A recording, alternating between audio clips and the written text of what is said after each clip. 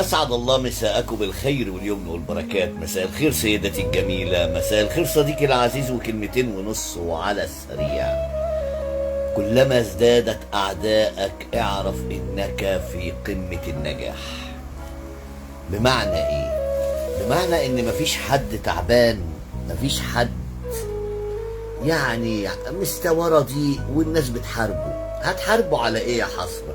ما حلتوش اللضا.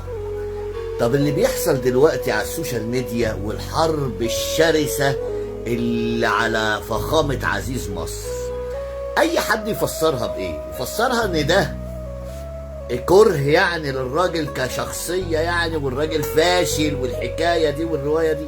لا لا لا لا، الراجل من قمة نجاحه، من قمة إنه هو قادر يمسك الزمام، نازلين عليه بكل تقلهم. حرب داخل البلد في الغلاء. خدوا بالكم الحرب دي دي مقصودة، اوعوا تفكروا كده، دي مقصودة ومقصودة جدا. كل ما يرفع الفايدة بالدولار هناك في أمريكا، الدولار بيغلى هنا، فبالتالي الحاجة بتزيد لما تيجي تشتريها من بره. احنا عايزين نبني حياتنا، عايزين الراجل عمال عايز يجيب اكلنا احنا اللي نعمله، صناعتنا احنا اللي نعملها عشان ما نحتاجش لحد. القرص علينا جامد قوي، بس لازم تفكر وتشغل دماغك. القرص ده ليه؟ لان هو مش عايزك تخرج من الأم اللي انت عايش فيه.